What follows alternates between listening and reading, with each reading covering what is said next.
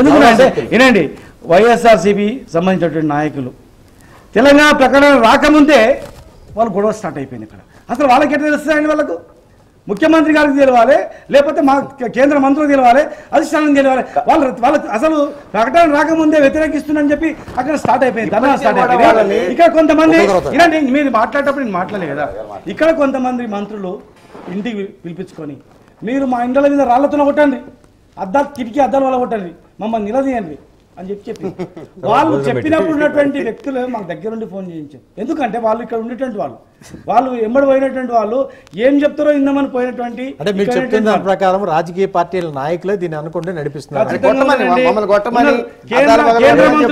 వాళ్ళు ఏం మాట్లాడలే, ఆ ప్రాంత ప్రజలపైన అధికారంలో ఉన్నప్పుడు కేంద్రంలో ఉన్నప్పుడు మంత్రులుగా ఉన్నప్పుడు ఆ ప్రాంత ప్రజల గురించి మాట్లాడలేదు.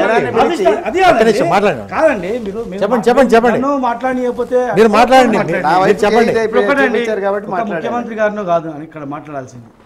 ముఖ్యమంత్రి గారు నిన్న మొన్న మాట్లాడుతూ ఉన్నాం, కేంద్ర మంత్రులు మిగతా పార్టీలు పోటాపోటీలు అయిపోయినాయి. ఇప్పుడు ఆంధ్ర రాయలసీమలు ఎట్లా అయిపోయినాయంటే, అరే మేము మాట్లాడకపోతే మా అస్తిత్వం పోతుందేమో, మేము ఏం చేయకపోతే మా అస్తిత్వం పోతుందేమో, మా పార్టీలు రేపు ఇప్పుడు కాకపోయినా నెక్స్ట్ అధికారంలో రావాలి అని ఒక ఆతృతతో అక్కడ పోటాపోటీల మీద వాళ్ళ కార్యకర్తలు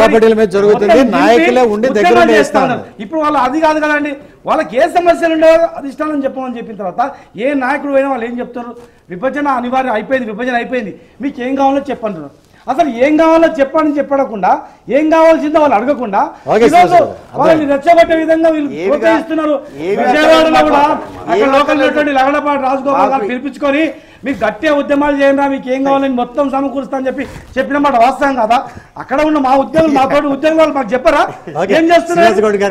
వీళ్ళందరూ కూడా కేవలం రాజకీయ నాయకుల పార్టీల ప్రమేయంతోనే ప్రోత్బలంతోనే అమాయక సీమాంధ్ర ప్రజలను రెచ్చగొట్టి అక్కడ ఉద్యమాలు చేయిస్తా ఉన్నారు.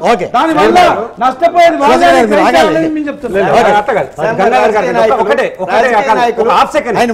నేను కాదండి, వారు చెప్పేదాన్ని కొనసాగింపునే ఉదాహరణ చెప్తాను. 6వ తారీఖు నాడు విజయవాడలో జరిగినటువంటి లగడపాటి రాజగోపాల్ గారి ఇంటి మీద దాడి అనేది చూపించినారో, విచిత్రంగా 12:30కు దాడి అని చెప్పిండ్రు, 1:30కు ఆ ఇంట్లో వచ్చినటువంటి 150 మంది భోజనం చేసిండ్రు. ఆ విషయం నేను సాక్ష్యాలతో పాటు పెడతాను. 6వ తేదీ నాడు లగడపాటి రాజగోపాల్ గారిని ఇంటి మీద జరిగినటువంటి దాడిలో ఆయన ఇంట్లో 150 మంది భోజనం చేశారు. గంగాధర్ గారు, ఇప్పుడు అక్కడ దాడికి వచ్చింది వైసీపీ తరఫున కార్యకర్తలు, భోజనం వాళ్ళు చేయలేదు.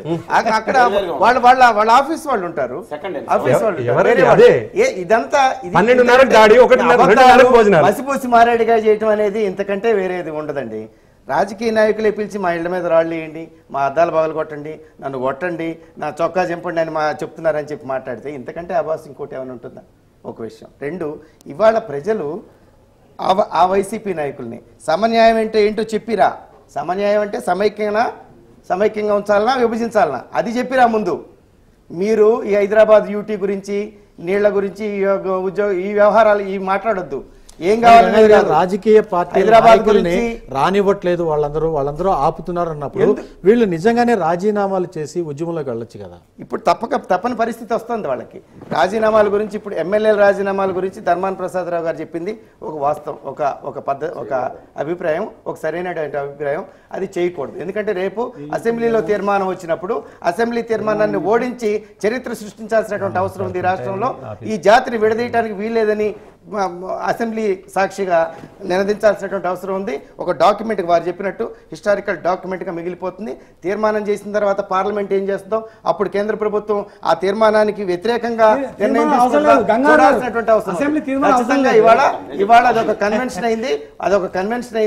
అది 3 రాష్ట్రాలు ఏర్పడినప్పుడు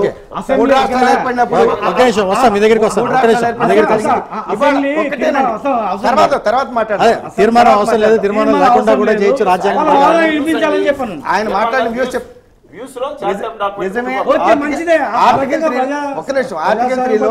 ఆర్టికల్ 3లో నిజంగానే తీర్మానం లేదు, అసెంబ్లీ వ్యూస్ తీసుకోవచ్చు. అయితే ఆ వ్యూస్ రాష్ట్రాన్ని విభజించడానికి వీల్లేదని మెజారిటీతో చెప్తుంది అసెంబ్లీ.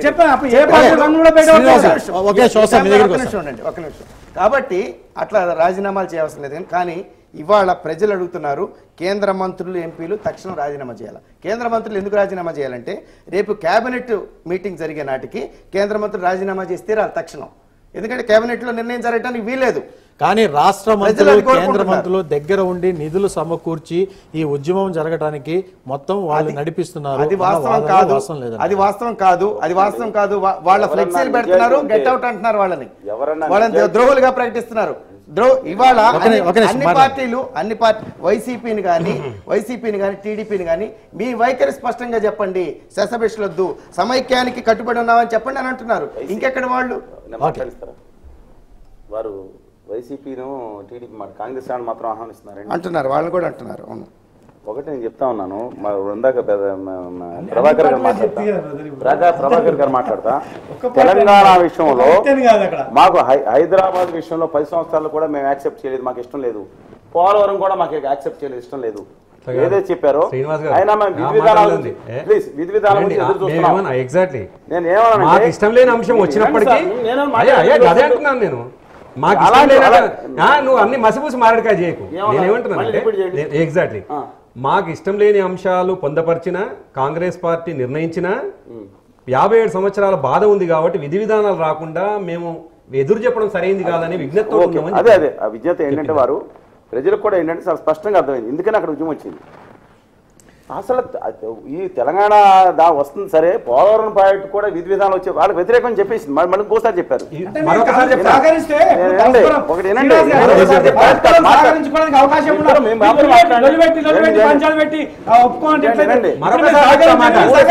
సరేది కాదు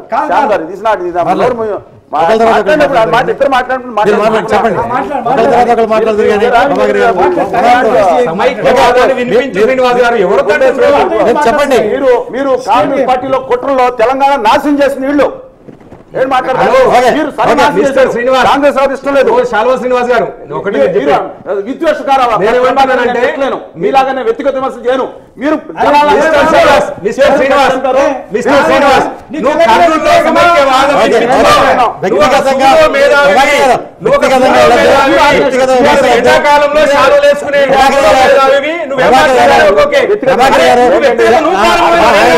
వ్యక్తిగతం నువ్వు స్టార్ట్ చేసావు, ఎవరు స్టార్ట్ చేస్తున్నారు? నువ్వు నెల క్రితమే మాట్లాడావు, 2 నెలల క్రితమే మాట్లాడావు, సంవత్సరం క్రితమే మాట్లాడావు. జయంత్ అని ఎప్పుడన్నా ఇప్పుడు సమైక్యవాదం ఏమంటున్నావు?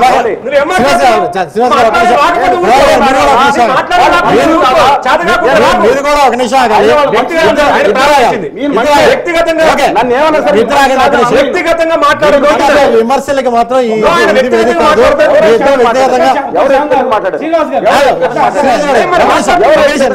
నన్ను మాట్లాడండి. ఈ వేదిక చర్చా వేదిక అంశం మీద మాట్లాడుతుంటే ఏ ప్యానలిస్ట్ ప్యానల్ లో కూర్చున్న ఏ ఒక్కళ్ళు కూడా నన్ను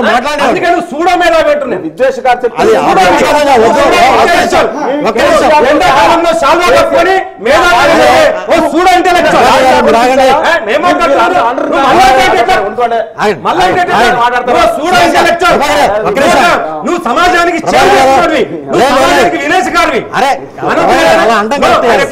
అలా ఇద్దరు కూడా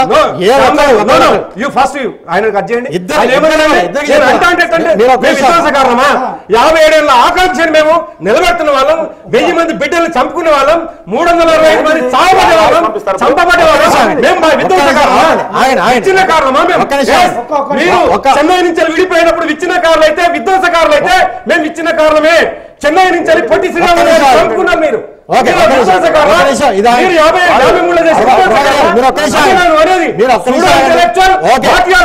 నువ్వు ఏం చెప్తున్నావు సొసైటీకి? నువ్వు ఏమని జరుపుకున్నావు? హైదరాబాద్ వచ్చి అదే నాకు చెప్పాను. తీసుకున్నానండి